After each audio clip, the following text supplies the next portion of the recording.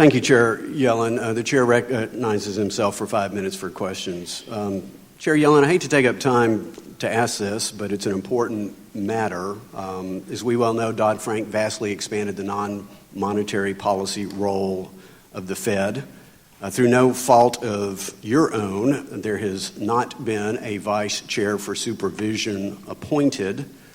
My counterpart, Chairman Shelby in the Senate, has requested that you come on a semi-annual basis until such a time as the President deigns to fill that position and testify on the macroprudential regulatory role of the Fed. Your written response to our request, to put it politely, was not responsive. So will you voluntarily honor our request? And if the answer is yes, I'll take yes for an answer. And if the answer is no, I'll give you a brief moment to explain. I certainly stand ready to respond to requests of this committee for me to testify. Thank you. I'll take yes for an answer, and we will certainly issue those invitations. I want to discuss with you, Chair Yellen, the Exigent Powers 13.3 clause. There seems to be a growing consensus on both sides of the aisle, among the right and the left, that Dodd-Frank, notwithstanding its intentions to constrain 13.3, did not hit the mark. And in fact, Senator Elizabeth Warren has been rather outspoken on the matter and has actually introduced bipartisan legislation on the Senate side in this regard. Setting aside the arguments of whether or not AIG bailout specifically was a good thing or a bad thing, post-Dodd-Frank, is it your interpretation that the Fed retains the power to do a similar bailout of AIG, where counterparties and creditors could receive 100 cents on the dollar, including foreign entities? So let me start by saying that the role of lender of last resort is a critical responsibility that central banks fulfill around the world, and it's why the Federal Reserve was created. I do believe this is a very important power. We need to address liquidity and credit pressures in times when there is unusual financial stress. However, Congress did amend Section 13.3 in Dodd-Frank to allow the Federal Reserve to extend emergency credit to the financial system only through facilities that have broad-based eligibility. Chair Yellen, the answer is no, that we could not use those powers to address the needs of a single firm like the AIG situation. But several other firms, if an AIG bailout was made available to a specific firm, as long as it was made to multiple firms, there's still nothing preventing the Fed from ensuring counterparties and creditors get 100 cents on the dollar. Is that correct? Or do you disagree with that statement? Well, Section 13.3 was amended to state specifically that a broad-based... No, I'm familiar with the statute. I'm just trying to figure out if you believe it constrains creditors getting 100 cents on the dollar. Well, if we have failing financial firms, we would not be able to put in place a broad-based facility that was intended to rescue those firms. If I could, Chair, let me ask you this. It's not allowed by Dodd-Frank. Let me ask you this question. There obviously is a difference of opinion there.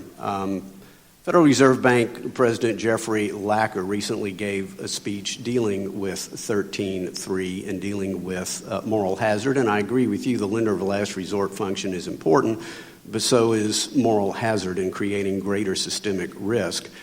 President Lacker said, quote, "A final step may be required before financial stability can be assured. This would mean repealing the Federal Reserve's remaining emergency lending powers and further restraining the Fed's ability to lend to failing institutions." Are you aware of President Lacker's views on this topic?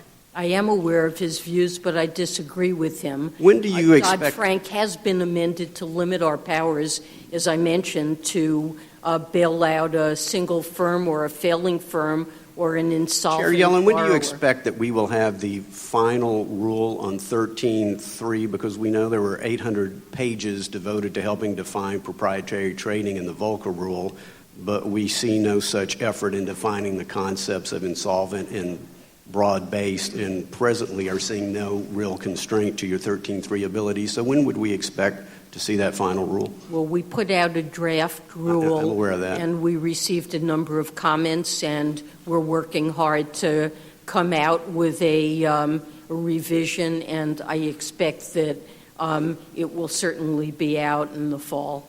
Okay, thank you. Chair's time has expired. The chair now recognizes the ranking member for 5 minutes. Thank you very much, Mr. Chairman.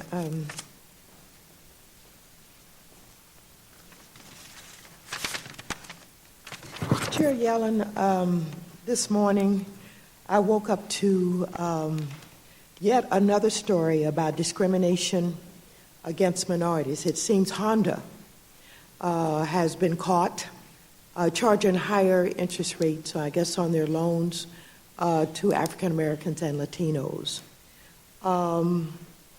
When I hear those kinds of stories, and I'm reminded about the predatory lending practices that took place in this country, 2008, et cetera, and how these predatory practices were targeted to minority communities, and minorities were charged higher interest rates. And when they compared the income and the credit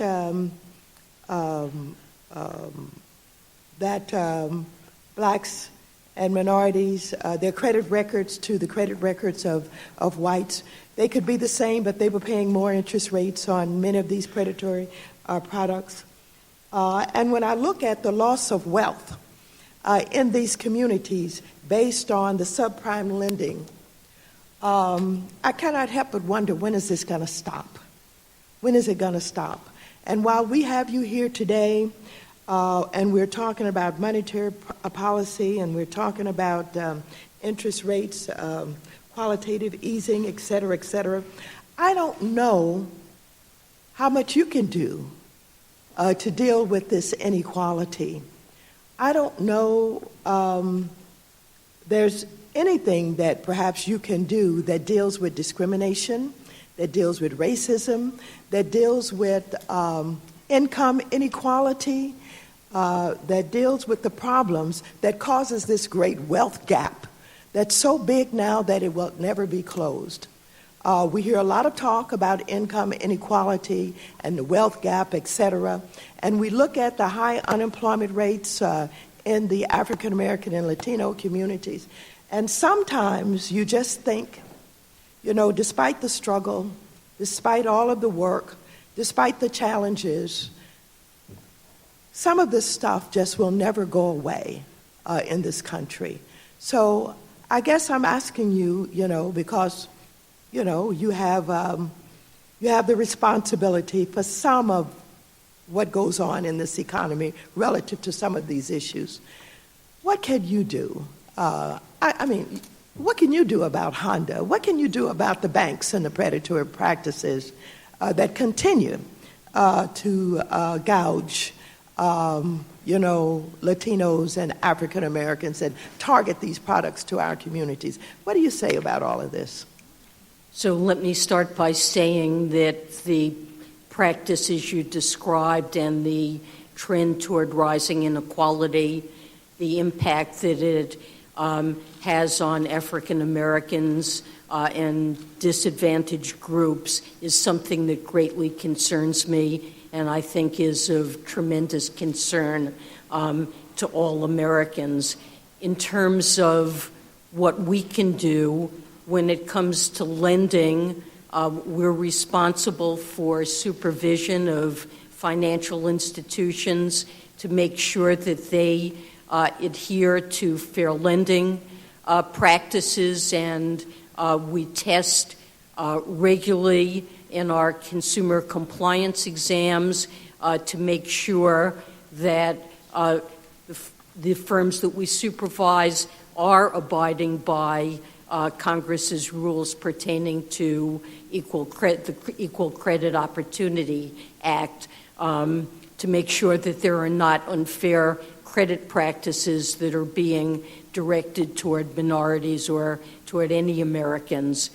So that is an important goal. We, of course, work to make sure that the banks we supervise meet their CRA responsibilities, which I think has been of benefit to low and moderate income communities. And more broadly, in terms of our monetary policy responsibilities, maximum employment along with price stability are the two major goals that Congress has assigned to us. The downturn that we experienced after the financial crisis, where unemployment rose to over 10%, was particularly punishing to African Americans and to lower skilled workers more broadly.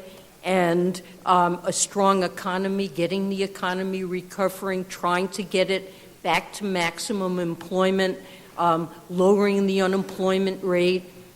Traditionally, African Americans and other minorities have had higher unemployment rates. We don't have the tools to be able to address the structure of unemployment, but across groups. But a strong economy generally, I think, really does tend to be beneficial to all Americans. So that's what we're working toward. And there are other policies that I think Congress could consider that would address these issues. Time of the gentlelady has expired. The chair now recognizes the gentleman from Michigan, Mr. Huizinga, chairman of the Monetary Policy and Trade Subcommittee. Thank you, Mr. Chairman. And Chair Yellen, I think we share a respect for rules-based monetary policy. As you put it when you served on the Fed board in the mid-'90s, the Taylor rule is, quote, what sensible central banks do. And it looks like we're in pretty good company. Dr. Charles Plosser, immediate past president of the Federal Reserve Bank of Philadelphia, expressed support for a rules-based framework by setting monetary policy, and, quote, him, one of the most important ways to support credibility and thus the effectiveness of forward guidance is to practice it as part of a systematic policy framework. I believe that indicating how the evolution of key economic variables systematically shapes current and future policy decisions is critical to such a policy framework. Testimony before this committee in December of 2013, Dr. Douglas Holtz-Aiken, former director of the Congressional Budget Office, also endorsed a rules-based monetary policy, saying, certainly I would like to see a far more of a rules-based approach by the Federal Reserve that doesn't rule out discretion, because they can pick the rule that they want to operate. But if they can provide it to the Congress and the American people will know what they are up to. And they themselves have said forward guidance is critical. We need to know what they are going to do. Rules provide that, close quote. So I'm curious when you and your colleagues at the Fed will adopt a rules-based policy. So you used the term systematic policy. And I want to say that I strongly endorse, and the FOMC strongly endorses, following a systematic policy. And during my term as vice chair and as chair, I have tried to promote a systematic monetary policy. And I believe that we do follow a systematic monetary policy. But not a rule that you're willing to share, correct? Not a simple rule based on two variables, but let me point you first in the monetary policy report. On the second page of the report, we have a clear statement of our longer-run goals in monetary policy strategy. Any systematic policy has to begin by articulating what the goals are very clearly and the strategy that will be followed. And that's what we do there. But you do agree that a rule-based policy is a better way to go? I don't agree that a rules-based policy is a better way to go. There's not a single central bank in the world that follows a rule that would rely on only two variables. So, well, what we do is take into account a wealth of information informing our judgments about the economic outlook. Sure. And the way we make policy systematic is we provide, and you can see this in Section 3, in Part 3 of the Monetary Policy Report, each individual, each participant writes down their own